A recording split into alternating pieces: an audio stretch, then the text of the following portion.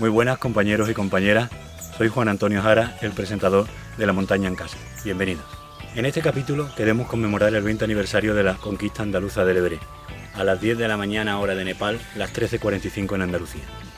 Es un orgullo para los que amamos las montañas contar con la presencia de aquellos expedicionarios. Son ya historia viva del montañismo andaluz. En este episodio contaremos cómo a la Federación Andaluza de Montañismo se le ocurrió la idea de este proyecto Everest 2000. Cabe recordar que solo 20 años antes el primer español, Martín Zabaleta, el 14 de mayo, hizo cumbre en el Everest, y solo 4 años antes la primera mujer, Araceli Segarra. Por tanto, hacer un proyecto en el que se incluía a 2 mujeres andaluzas, 8000istas ya, y algunos otros expedicionarios andaluces, varones también 8000istas, era un proyecto de gran envergadura. Hablaremos con 4 integrantes de aquella experiencia. 3 expedicionarios encabezados por Lolo González, el que era el líder de la expedición, también Fernando Fernández, el responsable de todo el tema de material, y con Amparo Ortega, la médico de la expedición. También hablaremos a continuación con Pipi Cardel, ella es una de las personas que estaba en el trekking de aproximación. Hablaremos con Pepo Durán, él era el presidente de la federación en aquel año 2000, que nos contará qué significaba el himalayismo de aquella época. Y también tendremos una entrevista con Julio Perea, actual presidente de la Federación Andaluza de Montañismo.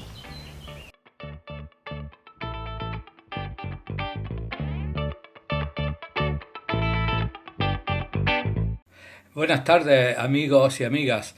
Nos encontramos otra vez con vosotros dentro del programa Las Montañas en Casa. Hoy es un día especial. Hoy, 22 de mayo, se cumplen 20 años de la conquista del Everest por una expedición andaluza.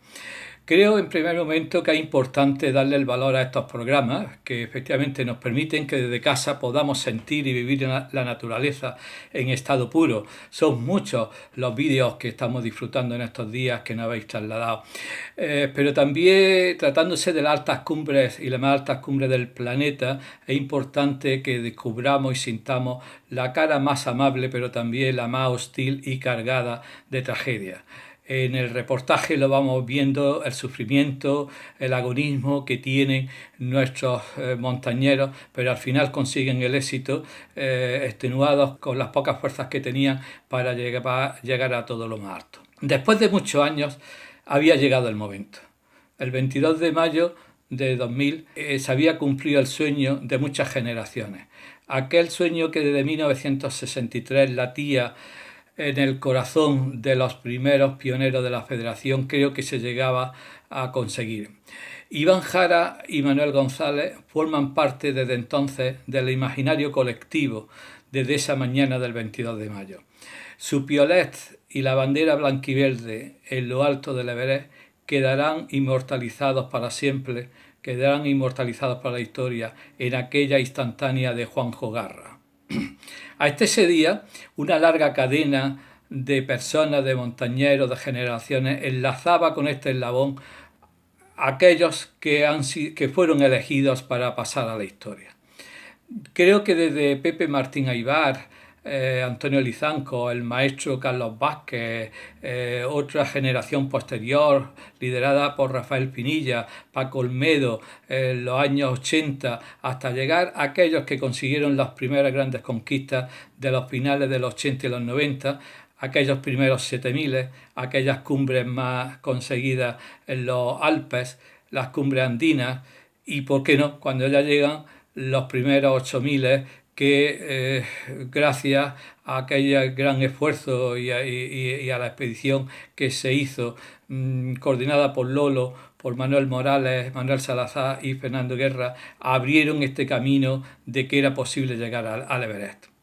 Han sido décadas de éxitos y décadas de intentos fracasados, como el deporte y la vida misma. La suerte y el mérito que tuvieron Pepo y Lolo fue convencer a los dirigentes de la Consejería de Turismo y Deporte, entonces Consejería de Turismo y Deporte, que Andalucía debía y merecía tener el honor de llevar su bandera a lo más alto del planeta.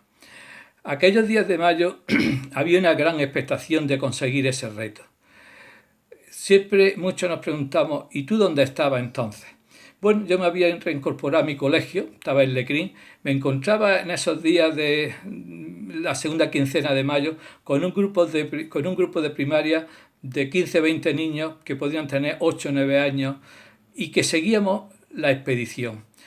Con una especie de, como de misterio, de imaginación, nos sirvió aquello para tener una lección ocasional de dónde estaban las montañas más altas, cuál era la cima de cada continente, dónde estaba el Everest. Me acuerdo que era un viernes 20 de mayo cuando se quería conseguir el primer intento. No se pudo hacer. Bueno, este fin de semana se conseguirá. Y llegó el lunes y no se había conseguido. Pero era la última oportunidad y se comentó de que esta sí era la segura. La tercera ya se conseguía. Efectivamente, casi a la hora de salir del colegio nos enteramos de la noticia. Cuando oímos eh, aquel mensaje de Lolo, se lo dedico a todos los andaluces desde lo alto del planeta. Sabíamos que un andaluz, sí era cierto, nos trasladaba con la imaginación la alegría que sentíamos entre todos.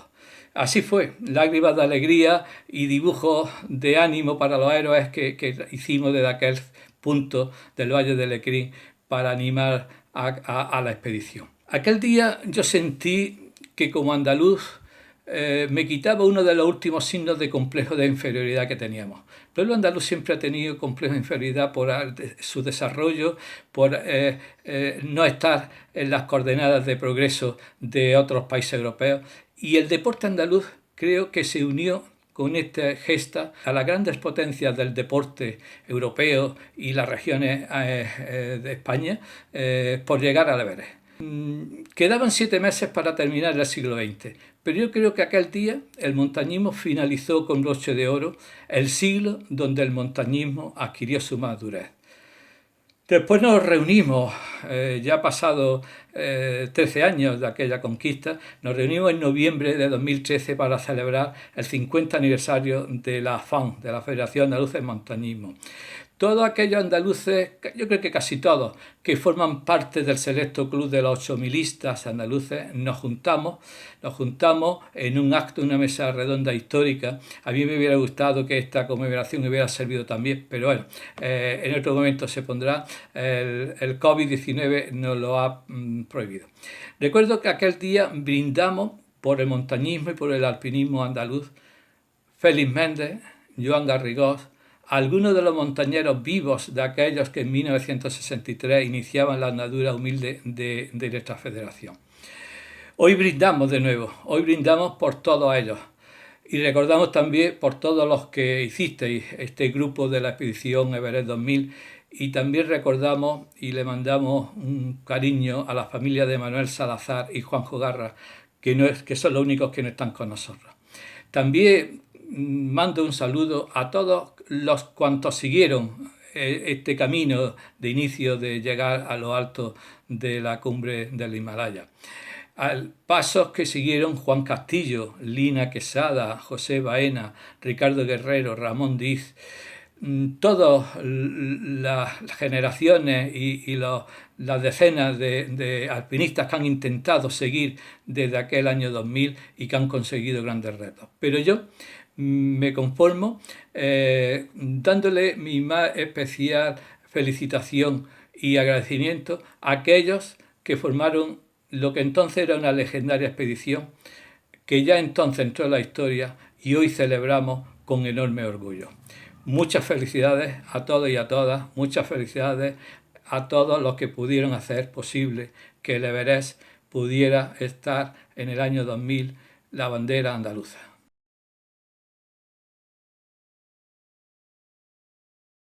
Hola, soy Matías Cuesta. Hola, soy Javier Martín. Y junto con Juan Francisco Romero y María José Cardel, pues componemos el actual Comité de Alpinismo de la Federación Andaluza de Montaña. Y desde el comité queremos sumarnos a la celebración del 20 aniversario de la primera ascensión al Everest por parte de miembros andaluces.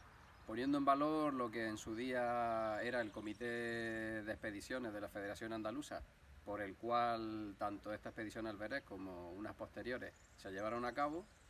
Y bueno, y sigue trabajando ahora con el actual Comité de Alpinismo para fomentar la práctica de esta modalidad aquí en Andalucía. Bueno, desde el Comité de Alpinismo, como comenta Javier Martín, Se pone en valor todo lo que es la práctica del alpinismo, así como la coordinación del programa de tecnificación de jóvenes alpinistas de la Federación Andaluza de Montaña.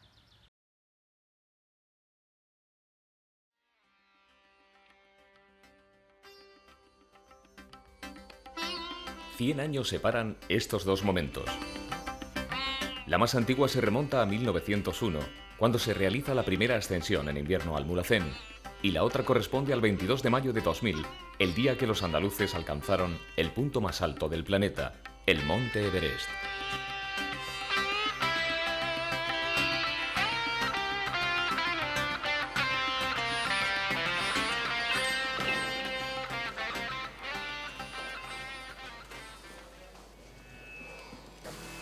Quizás todo comenzó cuando Manuel González, un malagueño de San Pedro Alcántara, toma la decisión de realizar el sueño de todo escalador, llegar por sus propios pies hasta el punto más alto existente.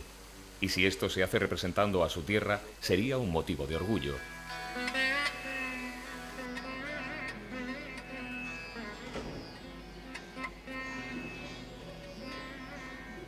Desde muy joven, desempeñó diversos trabajos para costearse sus escaladas. Manuel ha crecido en un pueblo costero, a 0 metros de altitud. Con 15 años ya se le podía ver trepar por las paredes rocosas cercanas a su pueblo.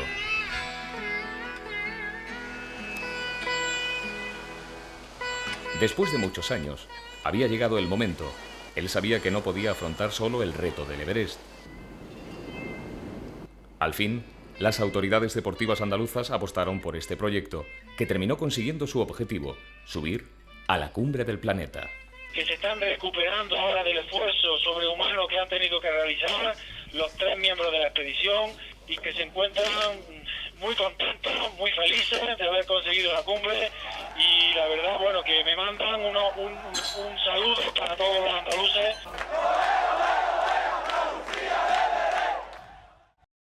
Buenos días, estamos aquí con Manuel González Díaz, con Lolo, el jefe de la expedición Everest 2000. Bienvenido, Lolo. Hola, buenos días, muchas gracias por esta entrevista y por este programa. Gracias, Lolo. Bueno, pues a mí me gustaría que nos empezaras contando cómo era el himalayismo en el año 2000, cómo era eso comparado con hoy. Pues mira, nosotros hemos tenido la suerte de conocer, pues yo considero que hemos conocido tres fases del himalayismo, ¿no? La década de los 80, cuando empezamos con 8000, en la que era, bueno, más expediciones de equipos, de grupos autónomos.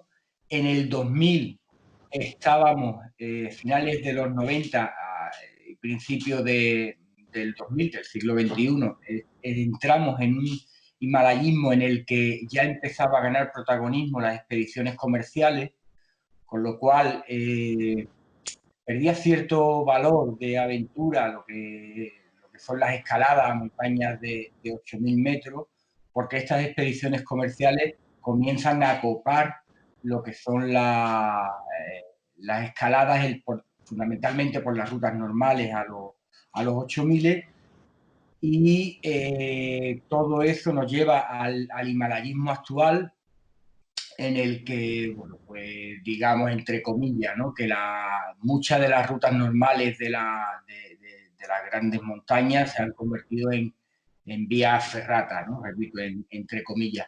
Y esa ha sido un poco la evolución. A mí particularmente, y con la gente que he participado, siempre nos ha gustado organizar expediciones de equipo en las que fuésemos autónomos, buscar rutas alternativas a las normales, en el compromiso que requiere una escalada a un 8000, pues en cierta medida complicado, pero bueno, aún el 8000ismo tiene su esencia, y hay montañas que están muy masificadas por ese himalayismo turístico comercial, y hay otros que no tanto, ¿no? Es cuestión de, bueno, adaptarse, y sí es cierto que la esencia, y yo ya he participado en algunas expediciones en las que, bueno, en lugar de ir un equipo autónomo, hemos ido 2, 3 escaladores, una cordada, y nos hemos integrado en un grupo heterogéneo que hemos compartido campamento base, y nos hemos encontrado en demasiadas ocasiones, en las últimas expediciones, las montañas ya pues completamente equipadas, que tienes que pagar un royalty pues, por utilizar las cuerdas fijas. Y esa ha sido la evolución del himalayismo. Evidentemente hay un nivel superior en el que hay escaladores que afrontan escaladas en estilo ligero y en las que todavía podemos ver actividades de gran envergadura, montañas de 8.000 metros. Muy bien. Bueno, ¿y qué trascendencia tuvo para Andalucía esa expedición Everest 2000? Pues mira, para el himalayismo andaluz, la expedición al Everest marcaba un punto de inflexión, ¿no? Hasta ese momento, la mayoría de las expediciones desde el 88 que habíamos organizado, pues tenían siempre grandísimas dificultades económicas y marca un punto de inflexión en el sentido de patrocinio, ¿no? Por lo menos para el grupo o para algunos de los que formamos parte de aquella expedición. A pesar de que habíamos conseguido en el 90 el primer 8000, de que habíamos hecho, ahora que está tan de moda, 2 intentos a 8000 en invierno, que el montañismo andaluz, los montañeros andaluces fuimos pioneros en el himalayismo invernal y conseguimos la segunda española al Chohoyu, por ejemplo, en el 93. El Everest éramos muy conscientes de que era importante que se consiguiese la cumbre porque podía marcar un punto de inflexión en el tema de patrocinadores. Se produjo ese punto de inflexión, pero fundamentalmente desde la perspectiva de la inversión pública en actividades de este tipo. No conseguimos que arrancara el patrocinio privado, pues como podemos ver a lo mejor en otras comunidades como el País Vasco o Cataluña, en las que sí se implican más las empresas privadas en patrocinios de estas características, pero bueno, sí conseguimos que por lo menos el patrocinio público de ayuntamientos, de Junta de Andalucía, como fue el patrocinio de la expedición al Everest, pues sí tuviese un poco más de peso y de hecho a partir del 2000 se pudieron hacer, no con el patrocinio tan potente que hubo en la expedición al Everest, pero sí que se organizaran otras expediciones y pudiésemos hacer otros intentos interesantes a diferentes 8000. Y Lolo, ¿cómo se lleva el liderazgo de una expedición 8000ista? Creo que tendrá que ser algo que se habla mucho con la gente, pero también algo solitario. ¿Cómo vives ese papel de líder, de jefe de expedición? Bueno, el asumir la responsabilidad de liderar una expedición también depende de las características de la expedición. Cuando hemos organizado grupos nuestros o expediciones nuestras del Club Alpino Amadablanc, en las que todos éramos escaladores que nos conocíamos de toda la vida, pues tiene una serie de condicionantes el liderazgo de una expedición de esas características. Es bastante más complicado cuando tienes que asumir la responsabilidad de coordinar una expedición en la que van a participar deportistas de diferentes lugares, deportistas con los que no has convivido habitualmente en situaciones extremas como las que se pueden dar en una montaña de 8.000 metros. Y en cierta medida es complicado, es complicado. Siempre hay, vamos, cuando hablamos de un jefe de expedición no quiere decir que sea una estructura rígida militar en la que el jefe de expedición es el ordeno y mando. Sí es cierto que en ocasiones hay que tomar decisiones y tienes que tomarlas y bueno, el grupo normalmente las asume, pero por ejemplo en lo que fue la expedición al Everest, yo tengo que reconocer de que yo tenía un segundo pilar básico en lo que fue el liderazgo de aquella expedición que era mi compañero Manuel Salazar, ¿no? Entre los dos fuimos los que asumimos el liderazgo real de aquello. Manuel desempeñaba una función fundamental en todo lo que era el aspecto logístico. Y antes de trasladar al resto de deportistas cualquier decisión primero la analizábamos en profundidad entre ambos, después la compartíamos y por supuesto, si había propuestas que mejoraban lo que se estaba proponiendo, siempre eran asumidas, ¿no?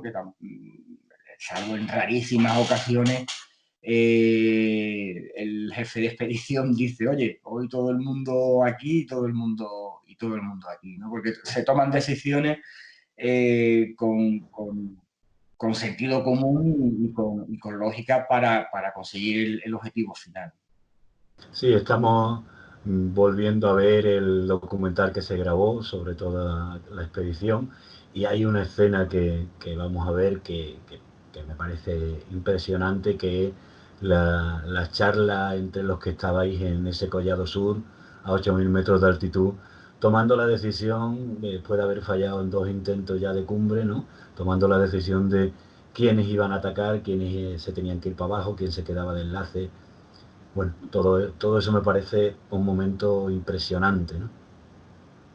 Sí, la verdad es que, bueno, es cierto que esa parte del documental refleja con bastante fiabilidad el momento tan difícil, ¿no?, que vivimos en el Collado Sur.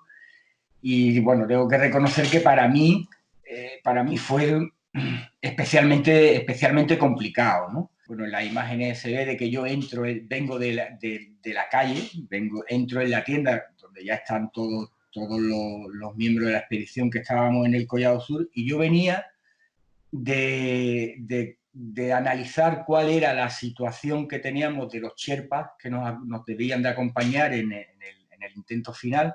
Luego también pasé por la tienda de Carlos Soria, que intentó la noche antes con nosotros para ver cómo estaba. Y entonces cuando yo llegué a la tienda, yo tenía una composición de lugar muy detallada de cómo se podía desarrollar un intento tan importante y ya tan definitivo, ¿no? Pues habíamos hecho un intento anterior, teníamos mucha gente ahí arriba, el tiempo no era bueno, las condiciones meteorológicas no eran buenas, teníamos a los Sherpas. Cuando yo llegué a la tienda a las tiendas de los Sherpas, me encontré que los Sherpas estaban en malas condiciones, no querían utilizar oxígeno, no lo utilizaron y tenían mal de altura, con lo cual vi que la situación era especialmente complicada. El depósito de oxígeno que teníamos en el Collado Sur era adecuado, pero inevitablemente teníamos que reducir el grupo, no podíamos mantener a tantas personas ahí arriba, por el peligro lógico que supone estar a 8.000 metros mucho tiempo, aunque tengan el oxígeno disponible. Y luego también había que garantizar el llegar a la cima, ¿no?, que era el objetivo de un trabajo de equipo. No era un... me preguntabas antes por el himalayismo ahora también es mucho más individualista, ¿no? Allí estábamos haciendo un trabajo de equipo para conseguir la cumbre del Everest. Ahí también Manuel Salazar fue importantísimo, ¿no?, a la hora de que se tomase la decisión final, porque en el momento y no hablamos previamente, en el momento que él se dio cuenta de que la situación era extrema, fue el primero y el único que se autodescartó de los que estábamos en el Collado Sur, que después él reconoce también en una parte del documental, que asumió esa decisión con un objetivo fundamental, que era apoyarme a mí en la decisión final que tomara, ¿no? Y aquello fue muy duro porque la realidad era de que todos los que estábamos allí teníamos posibilidades de llegar a la cumbre del Everest, pero había que sacrificar escaladores para que por lo menos 3 pudiesen llegar arriba, y luego realmente era guardar también una bala en la recámara, ¿no?, porque si fracasaba ese intento, íbamos a disponer de un segundo intento con más escaladores. Y bueno, la decisión se tomó valorando las condiciones físicas fundamentalmente, que habíamos tenido oportunidad de conocer durante todo el desarrollo de la actividad. Y bueno, pues ahí se tuvo que quedar lamentablemente en la estacada por Fernando y y Santi y, bueno, Salazar, que se autodescartó y, bueno, salió todo bien. Pudimos hacer cumbre el 22 de mayo. También ese punto de inflexión hizo que el himalayismo entrara un poco más en la vida cotidiana de los andaluces y de las andaluzas, ¿no? Sí, siempre decimos en montaña, ¿no? Que la montaña pues, pone a todo el mundo en su sitio, ¿no? Y al final esas decisiones pues, son las que marcan el futuro, ¿no? Se sabe que se toman teniendo en cuenta muchos aspectos, ¿no? Pero tú crees que el aspecto mental al final es fundamental, ¿no? Para poder subir un 8000, ¿no? Subir a un 8000 se tiene que dar una serie de factores personales en los que lógicamente la cabeza tiene que estar muy bien para llegar arriba, tu condición física, y luego están los aspectos externos que también son fundamentales, ¿no? En cuántas ocasiones nos hemos visto en el último intento, el día de intento a una cima de 8.000 metros, de tener que volvernos a 300, a 400, a 500 metros de una cumbre. ¿Por qué? Pues por condiciones meteorológicas, fundamentalmente. Entonces, sí, psicológicamente tienes que estar bien. Tú puedes ver hoy día en una crónica de que he subido al Everest en 30 horas, pero no se cuenta de que esa persona estaba aclimatando en la misma montaña o alrededor de un mes y pico o 2 meses, ¿no? Entre aproximación y aclimatación. Mira, concretamente la expedición al Everest, a mí, bueno, fuimos tres de los miembros de la expedición, estuvimos casi 3 meses viviendo en Nepal, con los preparativos, las compras, la aproximación, la instalación del campo base. Después se fueron integrando más expedicionarios, llegó un trekking al campamento base de acompañamiento, luego al final llegó un segundo trekking de andaluces y andaluzas que vinieron a visitarnos al campamento. Y bueno, se tiene que dar, digamos, la tormenta perfecta para que puedas alcanzar la cumbre de una montaña de más de 8.000 metros. Bueno, muchos compañeros siempre han escrito, muchos 8000istas escriben de la soledad del último momento, ¿no? Cuando estás llegando a la cumbre. Cuando se mira desde aquí abajo siempre es difícil de concebir, ¿no? Porque parece que tú mismo has hablado hace un momento de que darse la vuelta cuando te faltan 300, 500 metros, pero es que muchas veces la gente no es capaz de entender que 500 metros a lo mejor son 10 o 12 horas, que no son 500 metros 3 minutos, ¿no? Como puede tardar habitualmente, ¿no? A mí me parece ese momento especialmente interesante. ¿Tú recuerdas cuando vislumbraste en la cima, cuando ya pasaste el escalón Hillary, ya estabas ahí diciendo, ya sí estoy arriba? Sí, claro, ¿cómo lo voy a recordar? Eso fue uno de los momentos más emocionantes de mi vida y de mi vida deportiva, ¿no? Efectivamente, cuando, a ver, mira, por encima de 7.500 metros, la progresión lógica de un deportista es aproximadamente entre 1 hora y 1 hora y media, cuando la ruta no es especialmente difícil, no es muy difícil técnicamente. Es un poco la progresión, el tiempo de progresión que hay para cada 100 metros de desnivel. Estás ya en lo que Messner denominó la zona de la muerte, donde te interesa estar bastante poco tiempo, subir y bajar lo más rápido posible. ¿Y qué es lo que ocurre? Que imagínate todo ese ambiente, teniendo conocimiento de los tiempos de progresión que vas a necesitar, la presión a la que te ves sometido cuando estás ahí arriba, ¿no? ¿Qué es lo que ocurre, o qué es lo que a mí me ocurre personalmente cuando he estado cerca de algunas cumbres o cuando he conseguido algunas cumbres, y concretamente la del Everest? Es cierto que en el Everest para nosotros era fundamental superar el escalón Hillary. Además lo superamos muy, muy rápido, con lo cual en el momento que estábamos encima del escalón Hillary dijimos, aún sabiendo también que teníamos una carencia de oxígeno importante porque los Sherpas nos fallaron, dijimos, la cumbre la podemos conseguir. A mí lo que me ocurre cuando estoy ahí arriba y veo que voy a llegar a la cima es que me emociono muchísimo. O sea, cuando ya la veo ahí, cuando ya veo que está ahí, que la voy a tocar, me emociono muchísimo. En el Everest me hinché de llorar antes de llegar a la cumbre, ¿no? Y todavía me quedaba un ratito para llegar a la cima, ¿no? Y considero que es el momento más emocionante.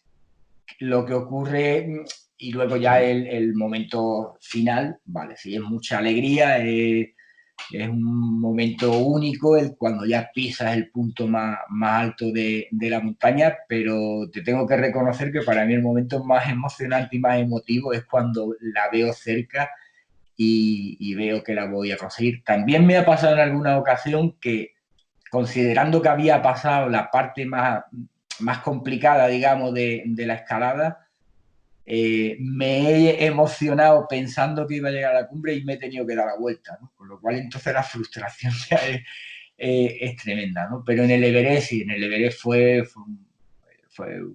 los momentos previos fueron tremendamente emocionantes y cuando estábamos arriba en la cima, tuvimos mucha suerte porque cuando estábamos arriba, ese día estuvimos muy pocas personas en la cumbre del Everest. Quiero recordar que fueron 14 o 15 personas las que alcanzamos aquel día la cumbre y bueno, pues también es de agradecer, ¿no? Porque viendo cómo está últimamente la situación y sabiendo que también alrededor del año 2000, no te creas que esto de la masificación del Everest es ahora de hace 2 años atrás. Tuvimos la suerte de estar bastante tranquilos allí arriba y muy poco tiempo, o sea que son 30 minutos, 40 minutos lo que está allí arriba y poco más. Gracias a los compañeros que estaban en el campo base pudimos incluso hablar con Andalucía a través de los radioteléfonos y el teléfono satélite y aquello fue muy, muy emocionante y el ver hecho realidad un sueño, ¿no? El ver hecho realidad un sueño. Muy bien, Lolo, para finalizar, cuéntanos alguna anécdota simpática de la expedición que recuerdes. A ver, una anécdota. Mira, te voy a contar una anécdota que es de todo lo que conlleva la organización de la expedición al Everest, pero no una de las que pude vivir cuando estábamos allí en la montaña. Te voy a contar una anécdota de un despacho de la Junta de Andalucía. Y fue cuando volvimos de la expedición preparatoria a la Mala Blanc.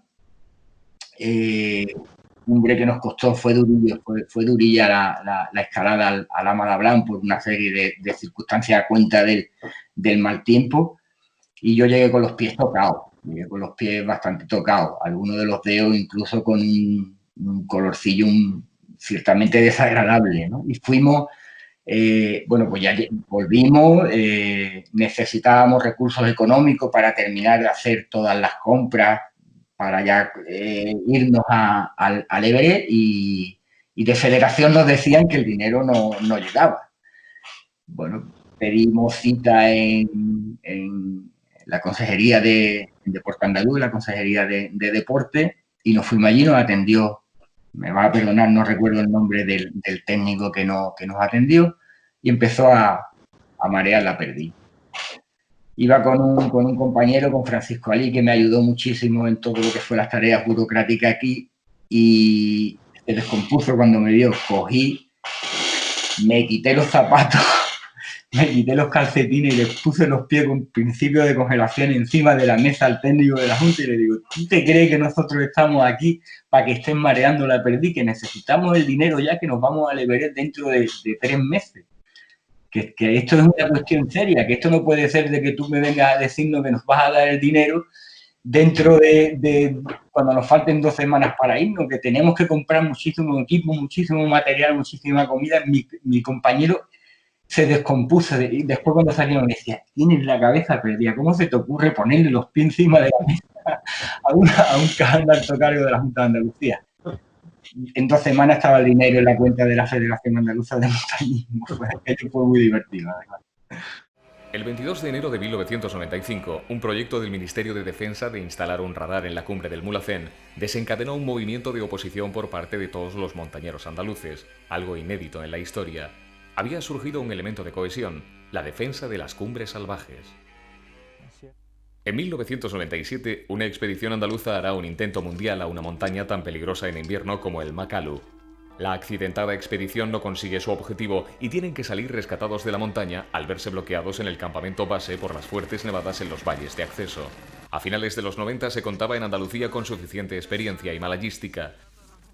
5 escaladores habían conseguido un 8000, entre ellos Manuel Salazar y Amparo Ortega, que junto con el impulsor del proyecto formarán el núcleo básico de la expedición al Everest.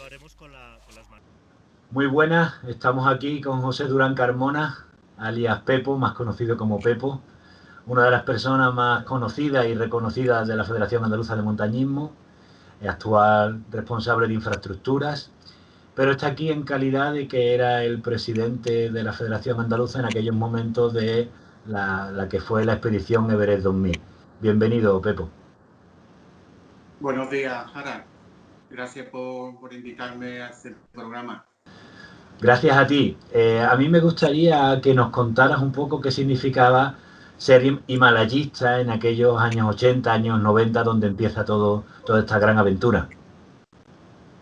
Bueno, pues ser himalayista en los años 80 pues era ser pionero. Es decir, estaba todo por descubrir, todo por inventar. Organizar una expedición en aquella época con pocos recursos económicos era todo una aventura. El mayor inconveniente, sin duda, era buscar patrocinadores para que los proyectos salieran para adelante. Fijaros que en el año 80 un grupo de jóvenes montañeros cordobeses probaron suerte y organizaron una expedición al Karakorum. Esta expedición prácticamente fue una de las primeras que se estaban organizando no solamente en Andalucía, sino también en España. Y volvieron a repetir otra vez en el año 82, con otra expedición a Pakistán. Esto fue toda una aventura. Gente joven y prácticamente sin experiencia, adentrándose en estas expediciones tan importantes. Luego el éxito no de las expediciones, pues bueno, eso ya era relativo. Ellos eligieron unos objetivos modestos y bueno, y unas veces tuvieron más suerte, otras menos. Lo que sí fue importante fue el año 90, que ahí sí se organizaron ya bastantes más expediciones por parte de montañeros de Granada, de Sevilla, de Córdoba. Y bueno, y entonces no podía, en el tiempo que tenemos no te puedo contar todas, pero sí me gustaría destacar algunos hitos que se produjeron en aquel periodo, ¿no? Por ejemplo, el del granadino Lorenzo Arribas, que realizó la subida al Pico Leni, convirtiéndose en el primer 7000 andaluz en aquella época. Él luego ya también, posteriormente, también estuvo en la expedición K2 como médico de expedición, que era un proyecto que organizaba el programa de televisión Al filo del imposible. Y también me gustaría destacar el club de Hamaca Blanc de San Pedro de Alcántara de Málaga, que era un club muy activo, que organizaba bastantes expediciones, tanto a Alpes como a Sudamérica, y que en el 1990 organiza una expedición al Llorelí y se consigue llegar a la cumbre con uno de sus miembros, Manuel Morales. Y así se convierte esta expedición en el primer 8000 andaluz. Fue ya un hito en aquella época. El mismo club también organizó una importante expedición, que fue la subida en invierno al pico Chogoyo, que también fue un hito para aquel tiempo. Y también me gustaría destacar la expedición femenina que organizó la granadina Amparo Morales y Inmaculada Fernández en el año 92, que esta expedición fue al Sise Parma, consiguiendo cumbre, y se convirtieron en las primeras, el primer 8000 femenino andaluz y segundo nacional. Así que estos hitos sí me gustaría rescatarlo porque era importante. Y bueno, y esta época de los 80 y 90, pues de esa manera se fueron haciendo expediciones, unos con más éxito, otros con menos. eran tiempos muy complicados, pero eso, eran tiempos de aventura, de aventureros. ¿Cómo surgió la idea del proyecto Everest 2000? ¿De dónde parte la iniciativa? Bueno, la expedición del Everest 2000, subir al Everest era una aspiración compartida que teníamos varios montañeros andaluces y la propia federación, pero que económicamente resultaba difícil de realizar. Eran muy caras los viajes, para los materiales, la poca que había que pagar en el gobierno, en fin, era todo muy caro, ¿no? Y por otro lado, bueno, ya en Andalucía había bastantes montañeros que estaban preparados para acometer este tipo de actividad. Toda esta experiencia era de lo acumulado, como he comentado antes, de los años 90, ¿no? Y fue el Comité de Alpinismo de la FAN, promovido por Manuel González, del Club de Amada Blanc, quien propuso el proyecto a la Federación. Se aceptó la propuesta y quedaba lo más difícil y lo más complicado, que era conseguir el patrocinio. Y empezamos a movernos con empresas, con organismos oficiales, pero era bastante complicado. Bueno, ¿y cómo se consiguió el apoyo económico? Parece ser que fue la Junta de Andalucía la que apostó por el proyecto, ¿no? Sí, para que el proyecto saliera adelante hubo que aunar el esfuerzo deportivo, digamos, y el esfuerzo de estrategia para conseguir estos recursos en la administración y demás. Bueno, yo como presidente, pues una de las tareas era pues eso, que cuando se nos presentaban proyectos interesantes y con gente seria y que podía tirar para adelante, era pues eso, buscar los recursos. Curiosamente, en este proyecto del Everest, pues vimos la oportunidad de presentarlo a la Junta de Andalucía cuando fuimos a presentar lo que sería el equipo andaluz de escalada deportiva. El seleccionador Julián Hernández consiguió que el director general de deportes pues, le presentara el proyecto de este equipo andaluz y se quiso presentar al entonces el consejero de Turismo y Deportes de la Junta, que era José Núñez Castaín, y ese día, pues bueno, como he dicho antes, había que hacer estrategias, pues conseguimos meter también el que nos recibiera para explicar el proyecto del Everest. Ahí os dejo una foto curiosa, porque yo creo que ese es el momento decisivo en el cual, después de esa reunión, hicimos esa foto y el que se aprobó tanto el proyecto andaluz del equipo andaluz de escalada como el proyecto del Everest. Ten en cuenta que en principio el proyecto era para subir los 14 8000 que restaban por montañeros andaluces por subir. Fijaros en la foto, es curiosa porque se ven a jóvenes escaladores, los más punteros de escalada de Andalucía en el momento, y que hoy en día son referentes para la mayoría de los escaladores. Entre ellos está Ana León, Rafa Díaz, Javier Morales, Bernabé Fernández, sin número cositos de los escaladores que había en el momento. Una vez esto se aprobó, es decir, el proyecto de Andalucía de Everest 2000 se aprobó en 1998 y recibió ya el apoyo institucional que necesitamos para poder llevar para adelante este proyecto. Curiosamente, la FAN había conseguido con esta iniciativa dos cosas. Una, los recursos necesarios para esta primera expedición institucional. Y la segunda, entrar dentro de una línea de subvenciones que se llamaba de grandes eventos deportivos, que curiosamente solamente en ese momento había 3 o 4 federaciones que conseguían estar en esta línea de subvención y que con el tiempo nos permitió volver a convocar más expediciones de alto nivel para los montañeros andaluces. Algunos datos que puedo dar curiosos son, por ejemplo, que del 2000 hasta el 2008 se organizaron 13 eventos deportivos de alto nivel, con una dotación económica de casi 800.000 euros. La expedición andaluza del Everest 2000 tenía, en realidad eran dos expediciones, porque había una expedición preparatoria a Mabadán y la segunda expedición, que era ya la Everest. Esta estaba dotada con 326.000 euros. Son cantidades muy importantes y que creo que hizo que a partir del 2000 hasta el 2008, pues que los montañeros pudieran realizar muchos de los proyectos, no todos, pero muchos de los proyectos que nos presentan.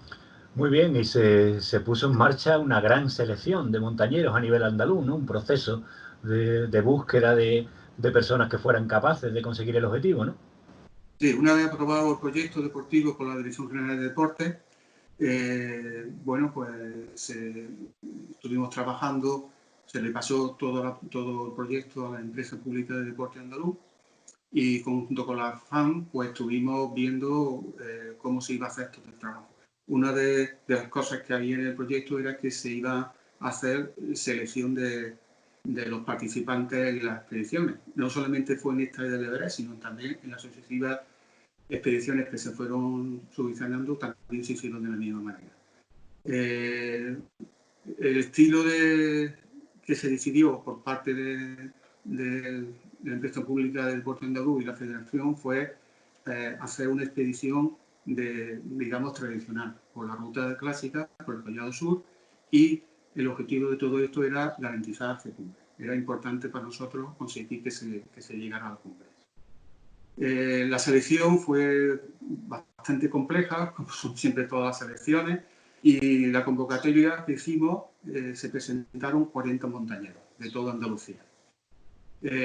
Nosotros, bueno, la Federación tenía claro que esta expedición tenía que ser que representase a muchos, que representase a todo el colectivo montañero en aquel momento. Entonces, lo que se hizo fue nombrar al jefe de expedición, en este caso fue Manuel González Díaz, y al segundo jefe de expedición, Manuel Salazar Rincón. Estos dos se eligieron por su experiencia y su capacidad para gestionar este tipo de actividades. El siguiente se eligió a la médico de la expedición, que fue Amparo Ortega del Moral, también una persona, una montañera con experiencia y que para nosotros también es muy importante el tema médico para que los expedicionarios estuvieran bien atendidos. Y luego ya se eligieron a los escaladores. Entonces tenemos claro que tiene que haber entre los seleccionados una mujer. Se eligió a Nicolás Fernández Morales, también por su trayectoria deportiva, y luego había que tener gente joven. Teníamos ya gente con experiencia, queremos gente joven. Entonces se eligió a Santiago Millán Calero, que se encargó de las telecomunicaciones, a Fernando Fernández Vivanco, que también se dedicó al tema del material, y a José Antonio Pérez Jorge, que iba de preparador físico y también a Montenegro y demás.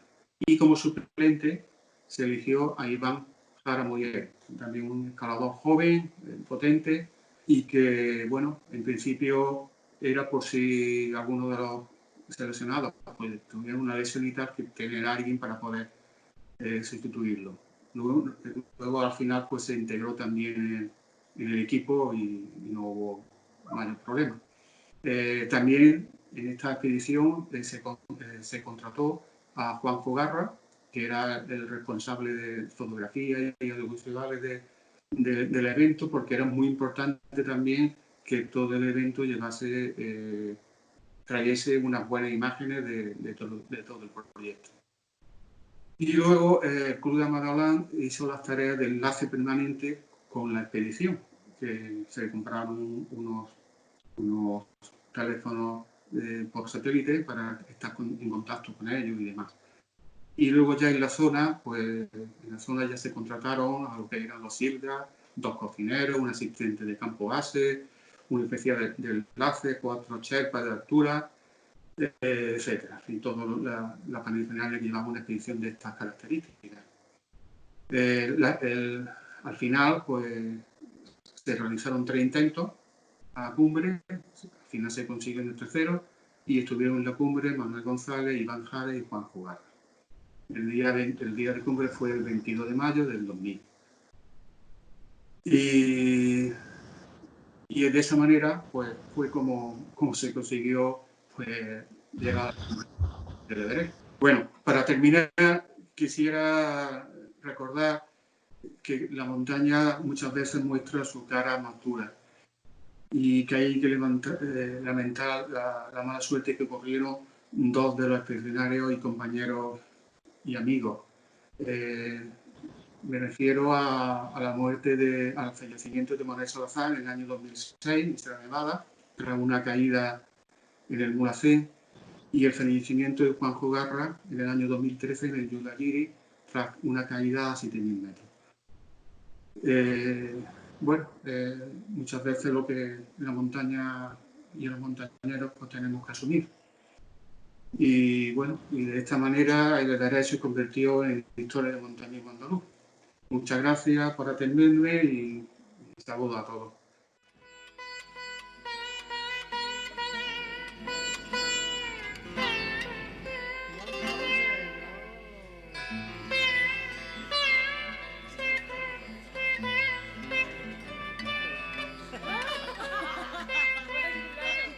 Los expedicionarios andaluces tuvimos la oportunidad de entablar buena sintonía, ¿no? con muchos sherpas, porque también subimos y bajamos en muchas ocasiones por el Valle del Solokhumbu, ¿no? y tuvimos oportunidad de cambiar muchas horas de descanso, muchas horas de tensión, muchas horas de incertidumbre pues con gentes del valle. En el Everest, pues por la altitud de la montaña, por las características de la ruta, en el que tiene mucho que ver el Serrat del Khumbu, las características de la cascada de hielo y la utilización de oxígeno, que también es la primera vez que lo hemos utilizado, pues obligaba a tener el apoyo extra, digamos, de los sherpas. Esa confianza por parte de los sherpas derivó finalmente en importantes problemas, ¿no? para el desarrollo final de la expedición. ¿Por qué? Pues evidentemente por el mal de altura. Estamos en Dimpoche, hemos dormido a 4.300 metros de altura, ya se va notando la falta de oxígeno y llevamos 2 días que nieva por las tardes y por la noche. El paisaje, pues con la nevada, es maravilloso, porque durante las mañanas ya ves que hace un sol espléndido y el paisaje pues alucina.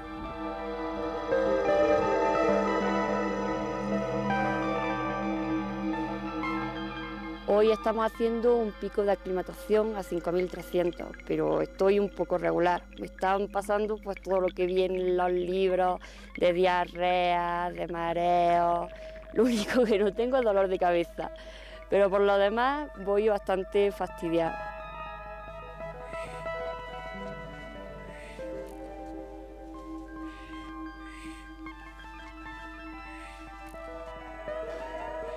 Subir a este 5.000 primero de mi vida ha sido un auténtico pasote.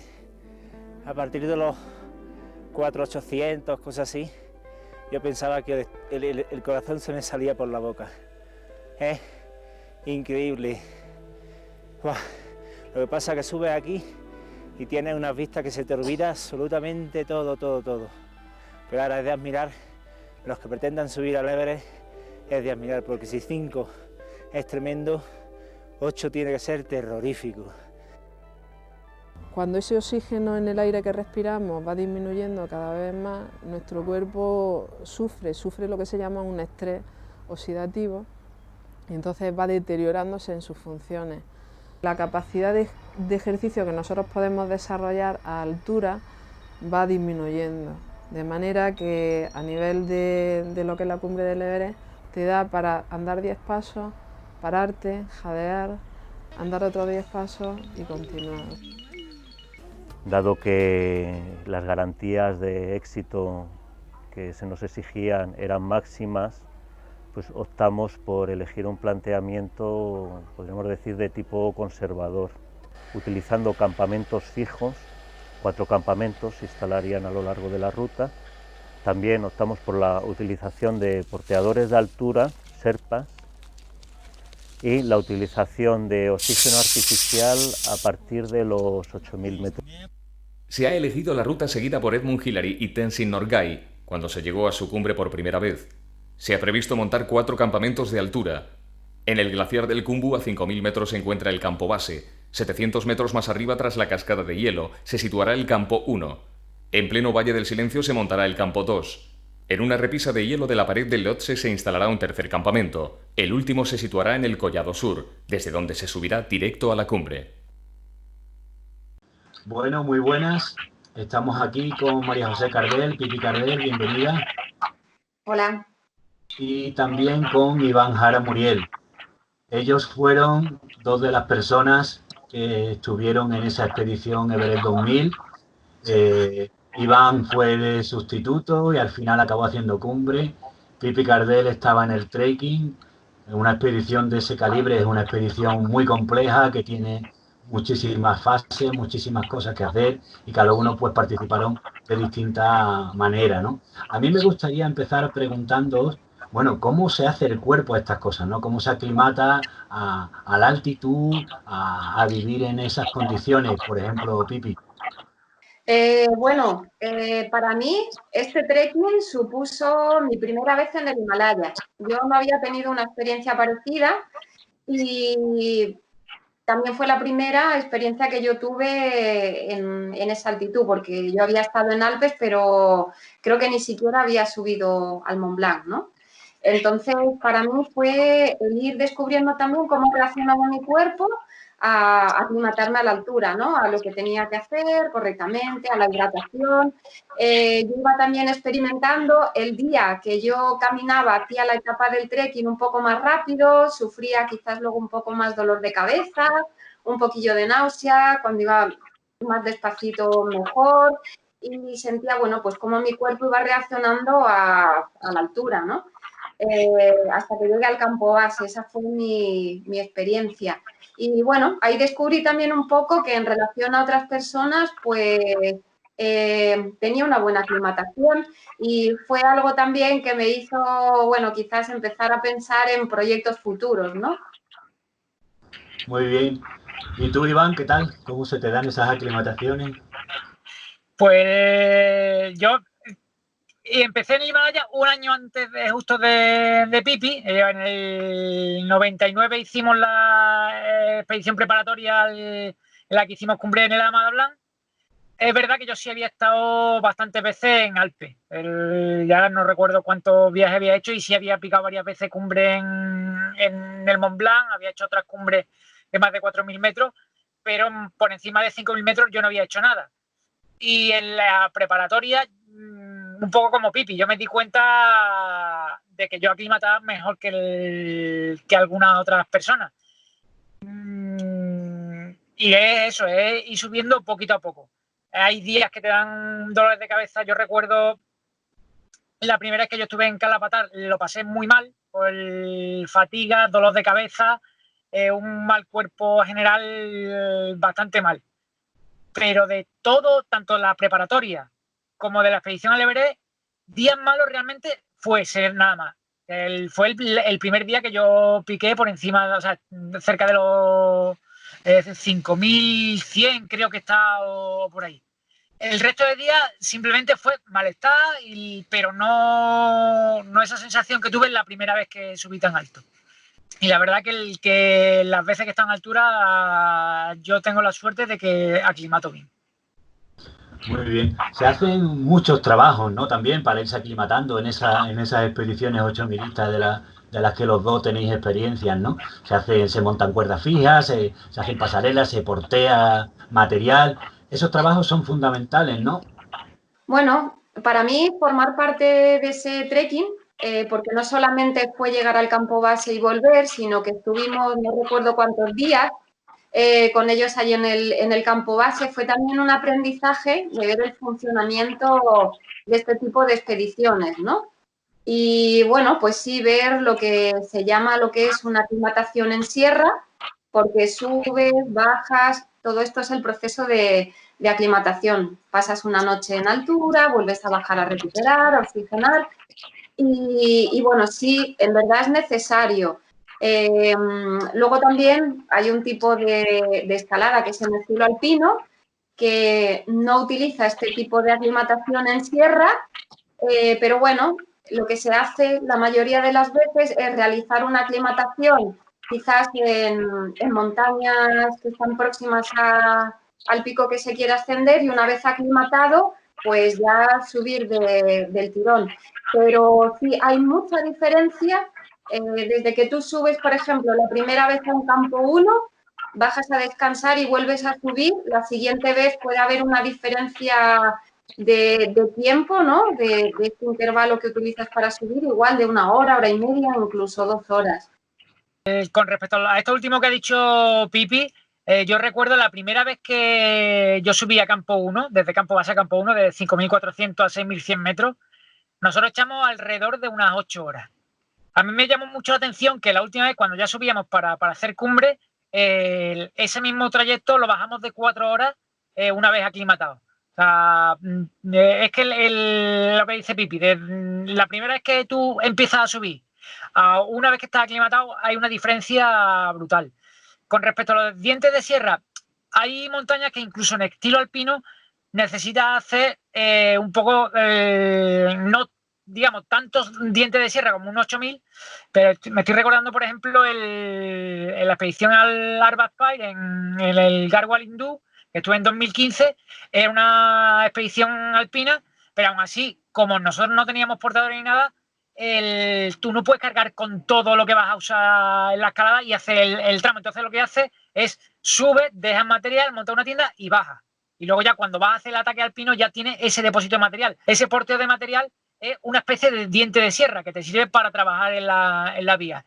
En las grandes expediciones de 8000 hay mucha diferencia. El estilo alpino, que digamos es el alpinista el que lo hace todo, o un poco comercial, digamos, expedición pesada, que es lo que fue un poco nuestra expedición al Everest. Es verdad que dentro de una expedición pesada hay diferencia, depende sobre todo de presupuesto, depende de lo que uno quiera gastarse en Sherpa o no.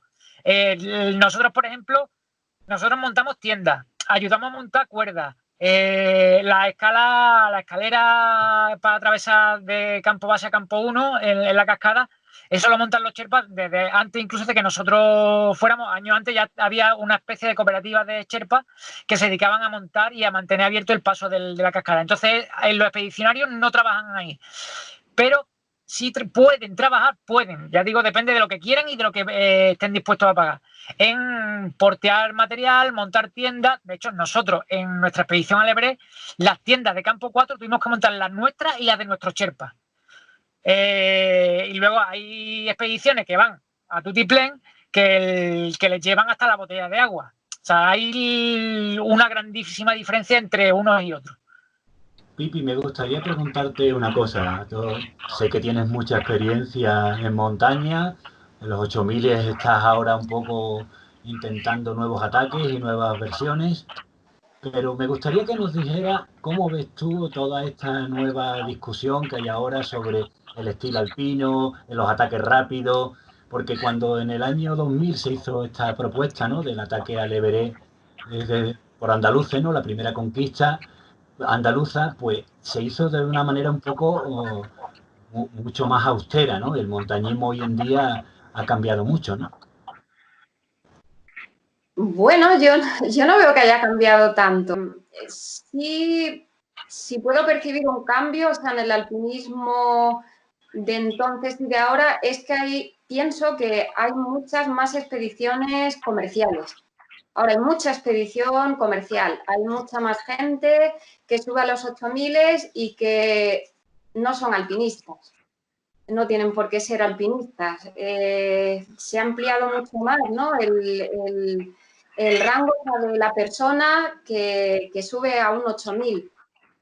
Como digo, pues se habla mucho, ¿no?, de gente que es la primera vez que se pone unos crampones, que no tienen idea. Es decir, antes yo creo que para subir un 8000 se necesitaba ser alpinista, tener la técnica, conocer la montaña, y ahora mismo no. Yo creo que ahora mismo lo que ha cambiado es que lo que se necesita es dinero. El que tiene mucho dinero es capaz de hacer un Everest, pero como ha dicho Iván, no como hicieron ellos, no ayudando a montar las tiendas, no ayudando a montar las cuerdas fijas, montando las tiendas incluso de los sherpas, porteando. No, yo creo que básicamente esa es la diferencia que yo veo ahora mismo. Bueno, el alpinismo es muy amplio, claro, o sea, no solamente el alpinismo es 8000ismo, ni es Himalaya, el alpinismo también es en Alpes, es aquí en Sierra Nevada, pero bueno, enfocándonos en lo que es esta expedición al Everest, cómo lo hicieron ellos y la forma en que se hace ahora. Pero bueno, yo creo que se sigue haciendo todo tipo de himalayismo, se siguen intentando invernales, vías nuevas, y se siguen también, pues bueno, haciendo expediciones en tipo pesado, ¿no? Con gran número de integrantes, ¿no? Como pudo ser la invernal hace 2 años, del K2 por los polacos. En fin, me puedo extender muchísimo, pero no sé, creo que es importante también que opine al respecto, Iván. Yo creo que algo que se ha evolucionado mucho es el conocimiento de los rendimientos a nivel del cuerpo humano. De hecho, ahora vivimos en una época de batir récord, de a ver quién lo hace en menos tiempo, con menos material, y un poco creo que van por ahí los tiros del nuevo alpinismo. O sea, el exponerse más, se asumen más riesgos. ¿Por qué? Para hacer algo nuevo. Entonces, porque una expedición comercial hoy, decir que ha subido el Everest, es como dice Pipi, es simplemente poner billete encima de la mesa. Subirlo como lo hace Denis, la pareja de Pipi, hay que ser un alpinista y hay que tener madera y ser alguien muy especial. Entonces, por ahí es por donde van los tiros del nuevo alpinismo. Antes, en el año 2000 o antes del 2000, no había un Kilian Jornet, pero sí se empezaba a probar los límites de a ver cuánto rápido puedo hacer, porque de hecho con nosotros el compartir en campo base, y ese año se batió uno de los récords de aquella fecha. Subió, no sé si fueron desde campo base en 21 horas, el Babu Chiricherpa, falleció a los 2 o 3 años, pero ya estaban empezando a empujar los límites del 8000ismo. Y como dice Pipi, esos límites en los 8000 están en lo rápido y lo ligero que vaya, en Alpes está en lo difícil y lo vertical que sea la vía. O sea, siempre vamos a tener límites por encima de nosotros para empujarlo. Luego ya lo que uno quiera asumir, si prefiere un 8000ismo de turismo o un 8000ismo, digamos, técnico y de vanguardia. Iván, me gustaría hacerte una pregunta entrando ya más en el tema concreto del proyecto Everest 2000, ¿no? Tú llegaste allí como suplente, ¿no? Llegaste como el 9º integrante, creo recordar, de la expedición, como suplente, y al final, pues, estamos rememorando estos días, ¿no? Y ese documental que se os grabó, y hay una escena que nos parece a todos sobrecogedora, que es la reunión en el Collado Sur a 8000 metros, decidiendo qué personas atacáis la cumbre y cuáles no, ¿no? Y me gustaría que nos contara cómo se prepara uno mentalmente. Yo partí como suplente en la expedición preparatoria, en la del Lama de Blanc. Dado que en el Lama de Blanc nada más tuvimos problemas, nos entró mal tiempo, pasamos una noche a 6300 metros dentro de una tienda de campaña, luego bajando la ventisca seguía, pasamos a pelo, sin vivac ni nada, en medio de una arista sobre los 6000 metros, la ventisca, pasamos otra noche muy mala, y bajando, Lolo, el jefe de expedición, se dio cuenta de que yo era una buena baja, no solo como suplente, y entonces ya en el 2000 yo ya partí como miembro, digamos, de pleno derecho, con derecho a intentarlo. Ese momento de campo 4, el que están grabados e inmortalizados, donde se nos ve bastante emocionados, porque en principio llevamos un Sherpa cada uno de nosotros. Entonces, nuestros Sherpas no aclimataron bien, no hicieron bien su trabajo y hubo que decidir dejar a gente en el campo 4. Ese fue el momento que está grabado. O sea, cuando Lolo nos dice que solo hay 3 Sherpas, que solo pueden subir 3 miembros del equipo y que hay que descartar a 3 de los que estaban arriba con nosotros, que eran Santi, Fernando y Manolo Salazar. Manolo Salazar se autodescartó, pues él no iba bien. Y entonces Lolo tuvo que decidir quién de los 5 que queríamos ir para arriba están, digamos, con más capacidad de hacer cumbre. Yo estaba muy hermanado con Fernando y con Santi, y a mí el hecho de que no fuéramos todos para arriba, allí que se exacerban los sentimientos, y a mí me sentó muy mal y fue digamos, lo que peor llevé. Realmente fue más no ir todos que el poder ir yo. Bueno, yo fui viendo a lo largo de la expedición que yo me mantenía bien, de forma que no me puse malo, no me dolió la garganta en ningún momento. Entonces yo fui viendo poco a poco que yo era una de las bazas, aunque yo no tuviera experiencia en 8000, pero yo era una de las bazas para subir arriba.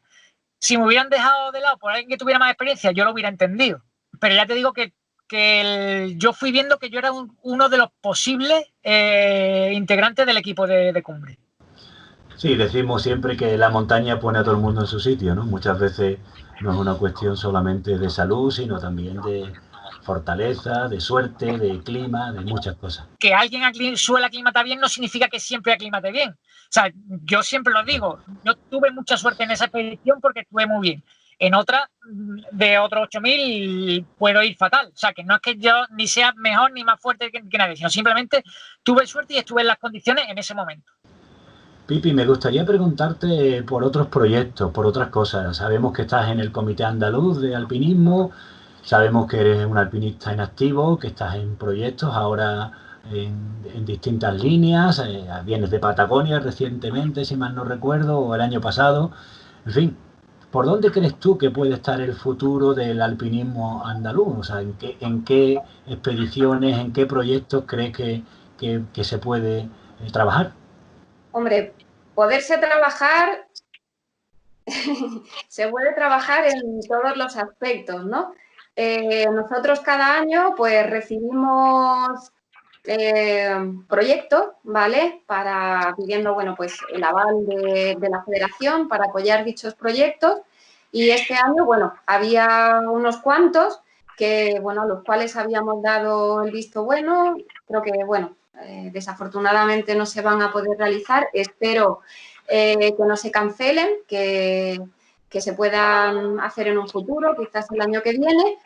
Y bueno, ahora mismo, en verdad, bueno, estos proyectos, había algunos a 8000 metros, pero bueno, siguen siendo por vías normales. Y sí, había poquitos, la verdad que echamos de menos que haya quizás un poco más de iniciativa, que estos proyectos no tienen por qué ser, no se les va a dar el aval porque sean 8000 o porque sea algo técnicamente muy complicado. A mí me gustaría, bueno, pues ver cosas, no sé, originales, aunque sean de menor dificultad, y a mí me gustaría, bueno, que el alpinismo andaluz fuera un poquito más imaginativo, un poquito más, que fuera un poquito más allá, ¿no? de lo que se ha estado haciendo hasta el momento. Pero sí es cierto que, bueno, que en Andalucía hay muy buenos escaladores, muy buenos alpinistas, muy fuertes, y que están también abriendo vías nuevas, haciendo otro tipo de cosas. Y lo que yo he hecho en falta es que se conozcan más, me gustaría que se le diera más visibilidad a este tipo de actividades que están haciendo estos andaluces. Desde el Comité de Alpinismo de la Federación también organizamos todos los años el Festival Andaluz de Montaña e invitamos a la gente a a que haya proyecciones, a que haga proyecciones de sus actividades. Hay una principal que coincide con el Día Internacional de las Montañas, el 11 de diciembre, y bueno, pues se invita a alguien que haya hecho algo, no quizás una actividad en concreta, pero sí más por su carrera, por su evolución alpinística. Pero yo siempre intento, sobre todo, invitar a estas proyecciones a gente de Andalucía, a gente que está haciendo cosas poco conocidas y a las que me gustaría pues, que se les diera un poquito más de voz. También me estaba acordando, aparte del tema de las proyecciones que se está haciendo en el festival, los premios que da todos los años la federación, ¿no? Los premios FAM. Y decir que, bueno, que también en estos premios se reconoce, porque son muchas las categorías incluidas en estos premios, incluso estábamos pensando en ampliarlas, precisamente, pues bueno, para dar impulso a toda esta gente que está haciendo tan diversas modalidades, ¿no?, de actividades en montaña. Y bueno, y de esta manera sí que se está ayudando poquito a poco a todos estos deportistas a que sigan pudiendo desarrollar pues todas las iniciativas estas, ¿no?, que va viendo. Y bueno, pues desde la vocalía de alpinismo, desde la federación, sí estamos intentando que todo esto se conozca también para que la gente se anime a hacer cosas diferentes y que vean que, bueno, que son muchas más las posibilidades que los límites, ¿no?, que existen. Hombre, yo pienso que realmente a quien hay que apoyar es a las personas que están empezando, o sea, digamos, al deporte de base.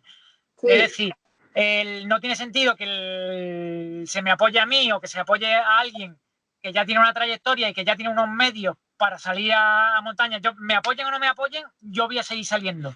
Pero hay mucha gente que para salir necesitan esa ayuda. Y son la gente que tienen más proyección que los que ya tenemos digamos, un camino hecho. Yo vuelvo a decirlo, o sea, a mí me apoyen o no me apoyen, yo voy a seguir saliendo.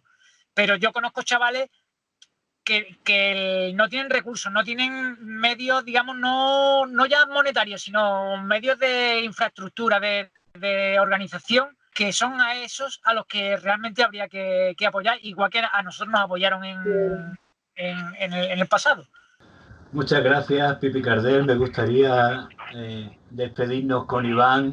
Cuéntanos una anécdota simpática de aquella expedición, rememóranos algo. Pues una anécdota que nunca se me olvidará fue, nosotros llegamos a Campo Base antes que Carlos Soria también hizo un intento ese año, y llegamos una semana antes o algo así. Y entonces nosotros, la primera vez que cruzamos la cascada, había una primera escalerita que era muy pequeña, cruzaba una grieta de 1 metro por ahí, y la siguiente ya era una escalera de tres cuerpos, ¿no? O sea, 3 cuerpos de escalera en horizontal, una grieta bastante grande. La primera, como se saltaba sin necesidad de la escalera, pues la quitaron. Entonces nosotros, cuando bajamos y le comentamos a Carlos Soria, le dijimos, la primera escalera se pasa bien, pero la segunda hay que tenerlo bien puesto. ¿Qué pasa? Que nosotros habíamos bajado, habíamos pasado esa primera escalerita, que la habíamos saltado, y los sherpas, como vieron que no hacía falta, cuando nosotros bajamos la quitaron. Cuando subió Carlos Soria, la que para nosotros era la más fuerte, o sea, la más dura, que era la segunda, para él fue la primera. Y entonces nos contó Carlos que cuando pasó la primera dice, hijo puta los andaluces, si esta no es nada, ¿cómo es la segunda?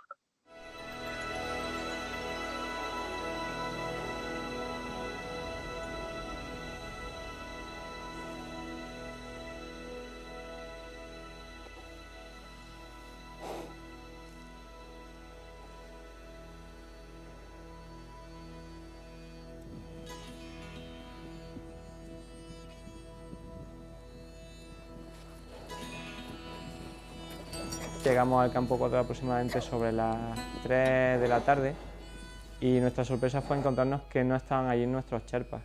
Tuvimos que esperarlos y llegaron mucho más tarde, con lo cual entre una medio tormenta tuvimos que montar nuestras tiendas de campaña y prepararnos nosotros mismos la comida y el té para hidratarnos.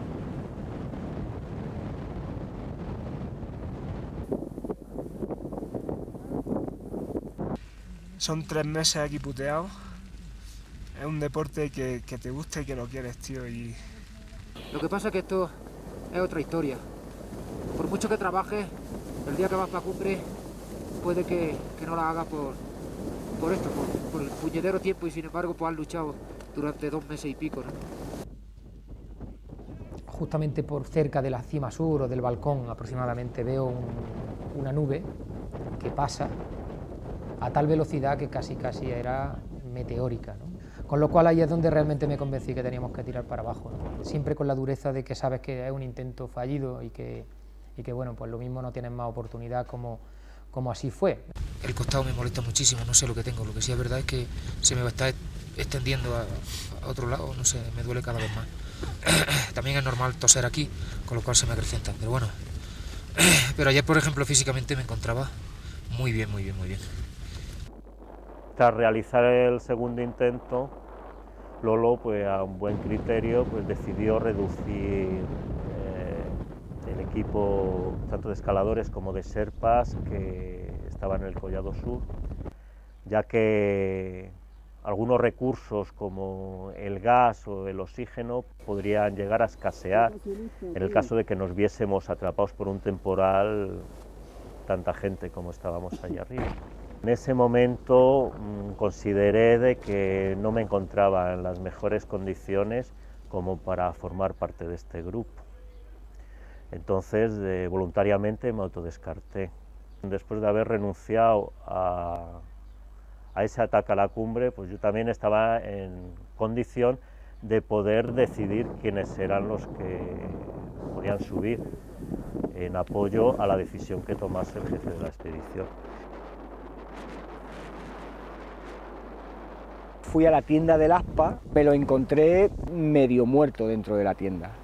Tanto a él como a Gombu, otro de los sherpas, estaban postrados, casi inmóviles, carentes totalmente de fuerza. A mí me parecía que el ASPA incluso no llegaba ni a razonar bien. Observé de que es que no estaba tomando oxígeno, por lo que le pedí que por favor empezara a tomar oxígeno. Para mí era una pieza fundamental en los intentos a la cumbre, ¿no? Honestamente tengo que reconocer de que yo no me atrevía a entrar en la tienda en la que estaban los otros 5 compañeros porque sabía, ya tenía claro de que a alguien había que descartar para ir a la cumbre de Everest ya estando en el Collado Sur, ¿no? Pues ahora lo hablamos, a ver. ¿Qué llama? ¿Cómo se encuentra cada uno? Baja por allí. Hombre, ahora... Lolo. Ahora cuando ahí. Lo que hay que mirar es el interés de la expedición. No. Ya dentro de la tienda, en la situación, un poco la discusión, ¿no? El cambio de impresiones que tuvimos entre uno y otro, tomé una decisión definitiva, pues que garantizara que al menos un andaluz llegara a la cumbre de la montaña, que era el objetivo de nuestra expedición, ¿no?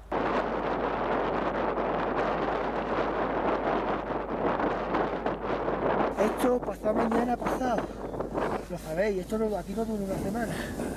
Os dejamos aquí 2 tíos o 3 tíos con oxígeno a todo pasto. No tenemos comida. ¿Cómo que no? Sí. ¿Tenemos comida para 2 tíos, coño? No, también van a hacer los sherpas que suban oxígeno. Claro, y aquí se quedan 2 sherpas nada más y 2 tíos. Y hacen un intento a la desesperada. O nos bajamos todos y seguimos jugando a la baraja al máximo de palos. Pero no nos quedan otras opciones.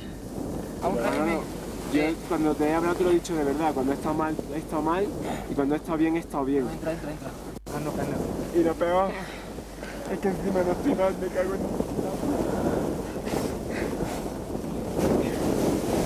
Esto de allí no es una tormentilla en el Everest o en el Mulhacén, ¿eh? Ya lo sé, tío, ya lo sé. Que es el Everest. Que esté mejor para arriba y punto.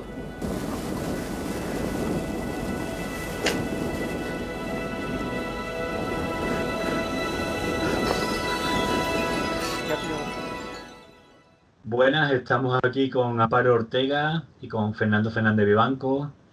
Son los responsables los médicos de la expedición y el responsable de material de la expedición Everest 2000, la primera andaluza al Everest, y bienvenidos.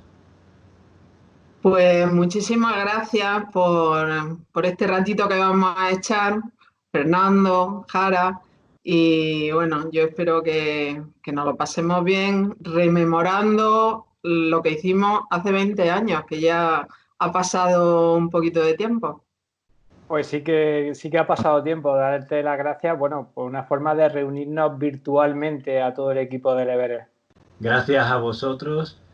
Y bueno, me gustaría empezar con una pregunta, si os parece, porque bueno, la gente que no somos himalayistas, que aunque hagamos montaña, no ha estado a nuestro alcance nunca intentar un 8000 ni nada así, nos parece un poco interesante, ¿no? ¿Cómo es todo este tema de la aproximación, el viaje hasta la zona de los porteadores, esa zona remota? ¿Os esperabais esa historia como fue? ¿Ya la conocíais por vuestra experiencia? Pues la verdad es que lo que es el trekking de aproximación del Everest es una zona tan especial y tan mágica que yo creo que a todos nos impactó. Además, lo bueno que tuvo esa expedición es que se organizó una especie de trekking de gente que nos acompañaba hasta el campamento base y que nos ayudó a montar el campamento base. Y en ese grupo de gente había, por lo menos en mi caso, me sentía como muy arropada porque iban muchísimos amigos, venía incluso mi marido y la verdad es que pues, fue algo que se compartió de una manera muy especial, en un sitio, como digo, mágico y mítico. Bueno, en Nepal siempre, si sea la primera vez o la última vez o que haya ido 10 veces, siempre es impactante, ¿no? Estaba hablando ahora mismo con una de las primeras 8000istas andaluzas que ya había estado en Nepal, había estado en el Tíbet, encumbrando lo que es el Sisa Padma, y entonces ella ya conocía esa zona, yo también conocía lo que era, bueno, pues Nepal, Katmandú, lo que es la zona del Himalaya. Y la verdad es que es lo que dice ella, o sea, completamente mágico. Y después la zona de Khumbu sí que no la conocíamos tanto, pero como estuvimos el año anterior, ¿te acuerdas, Amparo, que estuvimos en el Amadablan, en el Injansé, lo que se llama el Inland Peak? Pues nos sirvió un poco como una toma de contacto para la expedición que después haríamos al año siguiente, del año 2000. Me gustaría preguntaros otra cosa, concretamente ahora a Amparo. A mí siempre me ha llamado mucho la atención la responsabilidad de un médico en una expedición de este tipo, ¿no? En primer lugar, por supuesto, quiero darte las gracias por ser médico con el tiempo en el que estamos, con la vivencia que estamos teniendo en esta época. Pero volviendo al tema del Everest, a un médico en el Everest, en un campo base, ¿se le pregunta o esperas a que él te diga algo? ¿Cuál es la actitud que se tiene desde la normalidad? Desde un médico responsable en una expedición? A ver, en las grandes expediciones se denomina lo que es la atención en la extrema periferia, es decir, es una atención donde solamente puedes prestar lo que son tus conocimientos con muy poca tecnología y con el botiquín que se haya preparado. Es una responsabilidad efectivamente muy importante, pero yo cuando fue la expedición del Everest tenía unos 10 años de experiencia de médico de expediciones, porque aunque la mayoría de las veces que iba a la montaña yo no iba de médico de expedición, en la extrema periferia, cuando aparece un médico, pues al final es el médico de los porteadores, de las expediciones que no llevan médico y que son compañeros, y al final la persona se convierte en el médico de lo que hay alrededor. Yo recuerdo que muchas de los caminos de aproximación, pues como la gente ya conocía que había un médico, pues casi como que tenía cola por la mañana, pues de los porteadores y eso, que hacían, pues bueno, que es verdad que era una oportunidad pues para tratar de mucha patología, alguna patología importante, y bueno, sí, una responsabilidad grande, pero ya, como digo, pues llevaba muchos años de experiencia. Yo también me formé específicamente para Para todo ello, por la inquietud que me generaba y el miedo que te genera que se produzca una situación grave en un sitio donde tienes tan pocos medios, y bueno, pues asistía con casi los mejores expertos del país en una jornada que hacíamos casi todos los años de la Sociedad Española de Medicina y Auxilio en Montaña. Es decir, que bueno, una responsabilidad grande que requería que estuviéramos al día, que nos preparáramos y que con mucho detalle pues fuéramos preparando el botiquín, no solo para nosotros, sino también para la gente que posiblemente pudiéramos atender, ¿no? Ya, claro. Fernando, una pregunta para ti. A mí me parece apasionante el tema de los materiales, claro. Estamos en montaña siempre en una revolución tecnológica de los materiales.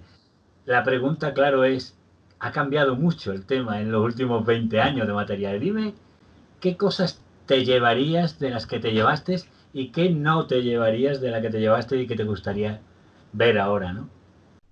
Bueno, evidentemente sí que ha cambiado muchísimo en 20 años el material, ¿no? Cada vez el material es mucho más especializado. Ya dentro de lo que es una expedición de un 8000, ya de por sí el material es muy especializado. Pero cada vez se tiende a la ligereza, a materiales nuevos que nos den un aporte, pues bueno, calorífico en el sentido de aislamiento. Y eso sí que va evolucionando continuamente.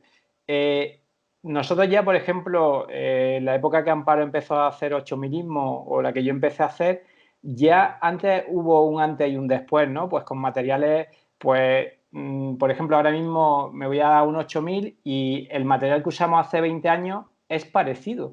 Lo que pasa es que hace 40 años sí que hubo una gran diferencia. Ahí sí que hubo un antes y un después, pues tanto con el tema de cuerdas como con el tema de monos de pluma. Tengo la suerte de que de vez en cuando sigo haciendo expediciones y sigo utilizando el mono que utilicé hace 20 años y ahí sigue. Y sigue dándome ese aporte de calor que necesito, ¿no? Entonces, bueno, en ese sentido los materiales han evolucionado mucho, sobre todo en el tema del calzado. Creo que el concepto de las botas esas botas tan monstruosas que llevábamos que no tenían nada de tacto, sí que ha evolucionado mucho en botas mucho más ligeras, muchísimo más calientes y técnicamente con más tacto para poder hacer actividades pues más técnicas, ¿no? En ese sentido sí que creo que ha evolucionado bastante el tema de las tiendas. Bueno, podríamos hablar de todos los materiales. Por ejemplo, con la pregunta que a colación de lo que me decías de qué es lo que me hubiera llevado o lo que no me hubiera llevado. Amparo se acordará que para iluminarnos dentro de las tiendas llevamos unos pequeños lumogás de estos que iban con gas para darnos calor y darnos, pues bueno, esa iluminación que necesitábamos y esa sensación de calidez dentro de la tienda. Eso no nos lo llevamos ya nunca. Y Amparo sabe por qué a lo que me refiero, ¿no? Porque, tuvimos problemas con ese tipo de forma de calentarnos y de iluminarnos. Desde, monos quemados, sacos quemados, tiendas chamuscadas, y tuvimos un problema grave con un compañero nuestro que estuvo a punto de perder la vida precisamente por la mala combustión de ese tipo de material, ¿no? Entonces, bueno, pues evidentemente ahora mismo el sistema de iluminación con LED, pues que cada 6 meses va evolucionando y que hace que tengamos una luminosidad y que, bueno, pues ya sabéis, ¿no? Eso es un poco lo que no me hubiera llevado antes. Amparo, me gustaría hacerte una pregunta más concreta ya de tu experiencia en la expedición Everest 2000. Hay un momento, supongo que muy importante, que es cuando tú tomas conciencia de que no vas a intentar la cumbre, ¿no? O sea, no podemos olvidar que tú eras una de las grandes 8000istas que había en España en esos momentos, la segunda persona, ¿no? La segunda mujer o la tercera mujer que había conseguido un 8000 en España, y en ese momento que una persona decide o siente que no va a poder esa oportunidad, ¿qué se piensa? Bueno, es que eso ocurrió no porque lo decidiera yo, sino porque tuve un accidente absolutamente tonto, porque habíamos estado pasando un montón de veces por el glaciar del Khumbu, hasta el campo, montando el campo 3, por la pared del Lhotse, por sitios con un peligro objetivo importante. Y bueno, sucedió que ya que estaba montado el campo 3, nos bajamos para descansar y que hubiera una ventana de buen tiempo para los ataques de cumbre. Y bueno, hubo todo lo contrario. Había mal tiempo y ya decidimos que en el campamento base lo único que íbamos a hacer era pues coger más frío, dormir peor, comer peor, y decidimos bajarnos al poblado de más abajo, donde 1000 metros más abajo hay mucho más oxígeno y el cuerpo se repone mejor. Y bajando pues, por una vereda, que es que ya no era zona de nieve ni nada, encima de una piedra pisé un chinillo y lo que normalmente tendría que haber sido una torcedura de tobillo se convirtió en una fractura luxación del tobillo. Se me quedó el pie mirando pataplejón, como decíamos nosotros. Y bueno, pues en ese momento yo me di cuenta que se había acabado todo, ¿no? Y entonces fue muy triste para mí porque, bueno, porque es que no solamente la ilusión, sino el trabajo que habíamos venido realizando, pues una expedición de estas se prepara con 1 año o más de antelación, ¿no? Entonces, bueno, fue renunciar a todo y sobre todo la sensación de que yo aparte tenía la responsabilidad de ser médico, pues controlaba muy bien todo el tema de los botiquines, de toda la infraestructura médica y para mí fue doblemente una situación pues muy, muy desagradable y penosa realmente. Claro. Fernando, me gustaría preguntarte por esa reunión en el Collado Sur a 8.000 metros de altitud, donde se decide quiénes son los que intentan la cumbre y quiénes son los que se quedan apoyando en otras labores, ¿no? Bueno, una reunión a 8.000, 8.100 metros, la verdad es que es una reunión curiosa, ¿eh? O sea, una reunión que te da un pepinazo y la verdad es que las cosas son un poco así como si estuviera, bueno, volando, soñando o bueno, una cosa rara. Piensa una cosa, la estructura de la expedición de Everest 2000 era una estructura muy jerarquizada. Fue un tema que ya, de hecho, lo asumimos cuando fuimos, bueno, un poco elegidos, hubo una elección de los miembros de la expedición. Era un concepto de una expedición relativamente pesada. Ahora mismo ya, si hiciéramos ese tipo de expediciones, a lo mejor se valoraría de otra forma, donde teníamos un jefe de expedición, un segundo jefe de expedición, teníamos evidentemente un médico, vamos, o sea que una expedición pues a la antigua usanza. Entonces, bueno, una reunión a 8.000 metros donde tienes 2 jefes de expedición, donde el planteamiento es que tiene que subir un andaluz y donde lo que buscan es, después de todo el esfuerzo de un equipo de 8 o 9 personas, es que lo importante, independientemente del tema personal, es que subiera un andaluz a lo que era la cumbre. Loro, como jefe de expedición, pues decide quién tiene que subir o quién no tiene que subir. Y yo en ese momento, bueno, pues asumo mi responsabilidad en ese momento apoyando a mis compañeros que se están jugando la vida a 8.000 metros. Eso no quiere decir que después a Lolo no le pidiera explicaciones. Y creo que ese tema de no haberme guardado esas explicaciones o tal hace que todavía tenga muy buena amistad con Lolo, incluso que hayamos hecho expediciones y que lo considere un gran amigo. Ha quedado guay. Es que me parece... Sí. A mí es que me parece uno de esos momentos impresionantes de la montaña, ¿no? Cuando las decisiones tienen que ser por unas cuestiones muy concretas y no por otras. Entonces, esa simplicidad de las decisiones me parece siempre muy emocionante, ¿no? Me gustaría saber vuestra opinión sobre cómo se vive después desde el campo base el éxito de ese proyecto en el que uno está inmerso y en el que uno ha llegado a aportar la parte que le ha tocado, ¿no? O sea, evidentemente, bueno, Amparo no pudo estar porque fue evacuada, o Fernando no pudo estar en el ataque a Cumbre, pero le tocó otra tarea, ¿no? ¿Qué se siente desde el campo base o desde el campo intermedio que te toque cuando se ve que esa expedición en la que uno ha colaborado pues ha conseguido el éxito que tenía, ¿no? Que era, en este caso, hacer la Cumbre de un andaluz, como bien decía Fernando, ¿no? Para mí es un sentimiento agridulce. El concepto, por ejemplo, de equipo es importante. Por ejemplo, en fútbol, pues ganan la Copa de Europa, el equipo entero, y el que haya marcado el gol es más relativo. Yo sigo considerando que para mí la guinda, y yo hago montaña porque quiero subir a la cima. O sea, puede ser una visión más egoísta. Yo en esto soy bastante sincero.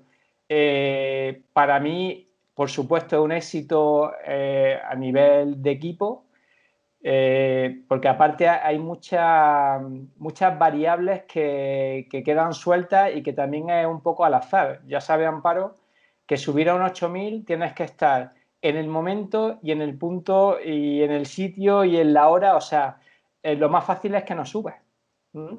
Entonces, bueno, por las circunstancias de lo que nos pasó, porque no es que estuvimos todos en un primer ataque, hubo una tormenta, tuvimos que bajarnos, la logística que teníamos falló completamente porque los Sherpas no estaban donde tenían que estar, los depósitos de oxígeno no estaban donde tenían que estar, con lo cual al final lo que fue un milagro es que se subiera, ¿no?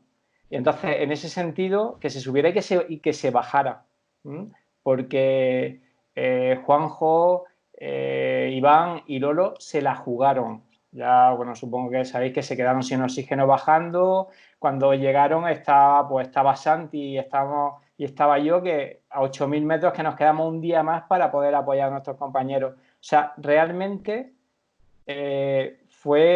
ha sido un milagro que se subiera en las condiciones que se subió, pero a mí evidentemente me queda una gran espina de no haberlo podido intentar.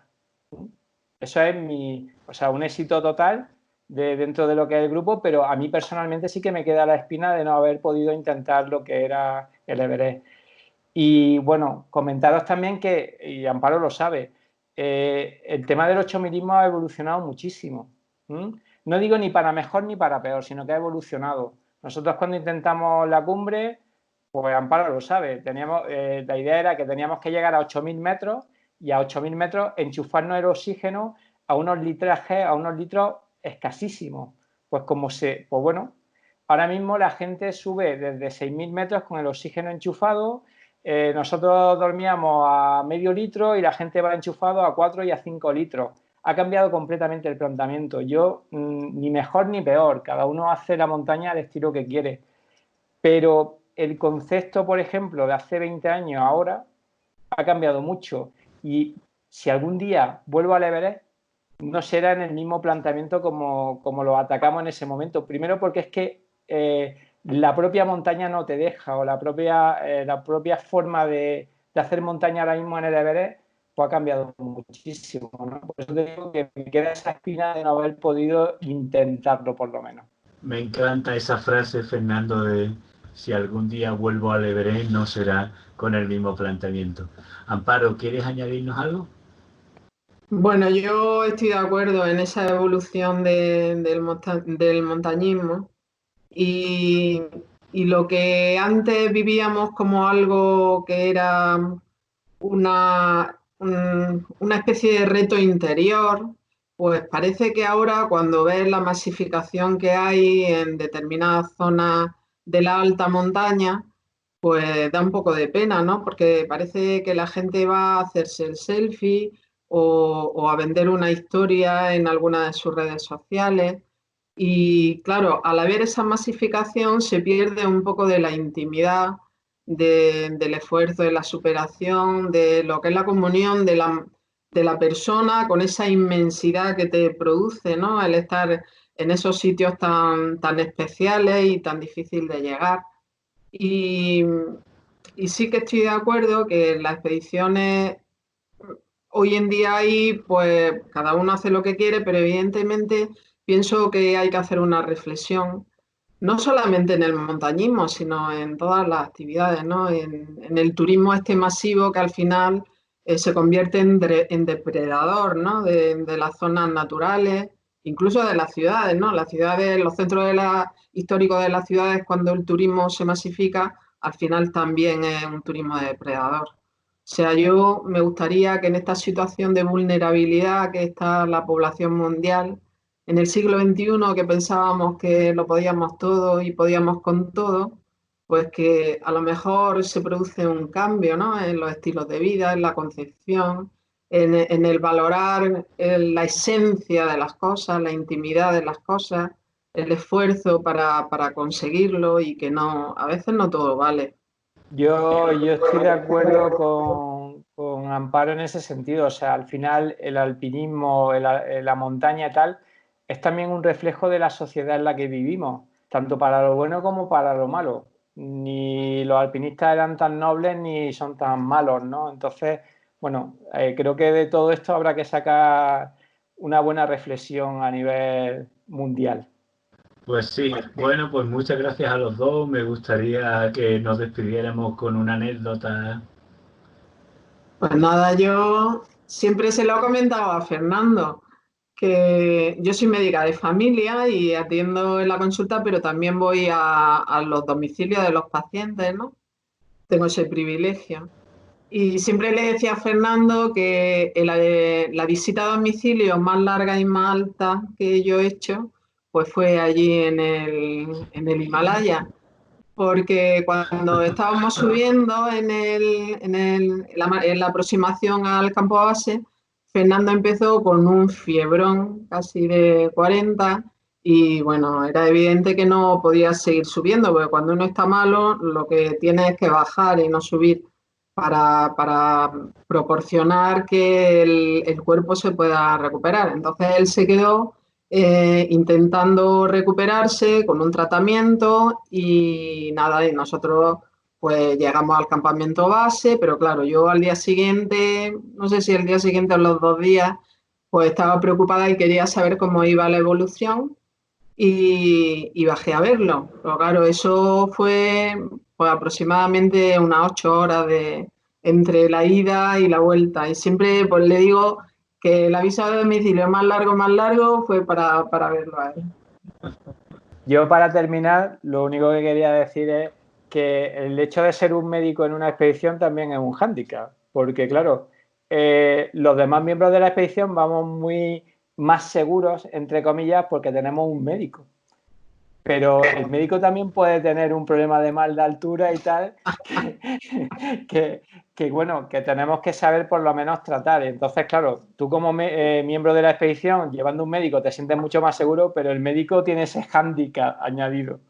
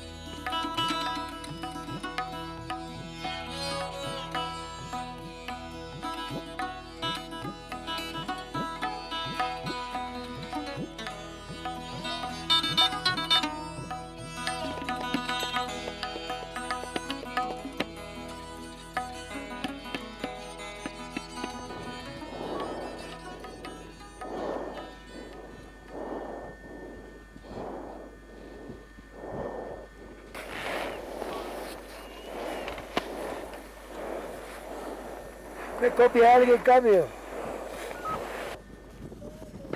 Atenta a toda la gente que está en Andalucía, desde la cumbre más alta del mundo, que toda esta cumbre está de andaluces, para los 9 que hemos estado aquí peleando y para todos